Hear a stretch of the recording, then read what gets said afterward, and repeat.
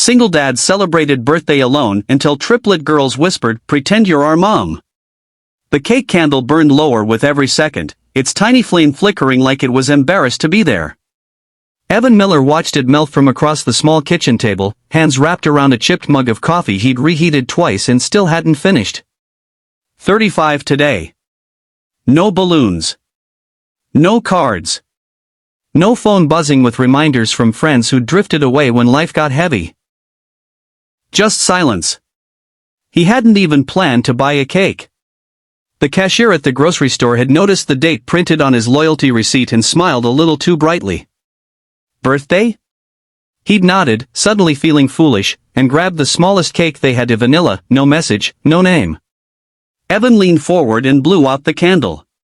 "Happy birthday to me," he muttered, forcing a half-smile. The quiet that followed felt louder than before.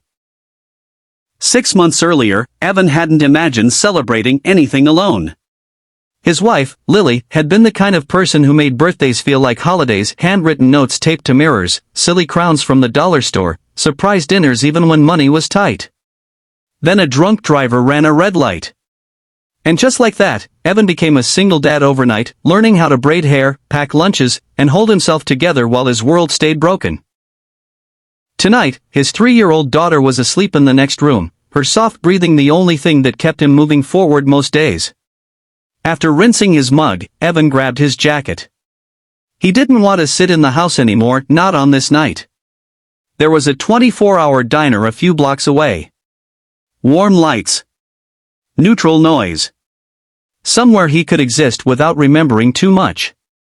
The bell above the diner door chimed as he stepped inside. The smell of coffee and fried onions wrapped around him like a familiar blanket. Only a few booths were occupied, a truck driver near the window, an older couple sharing pie.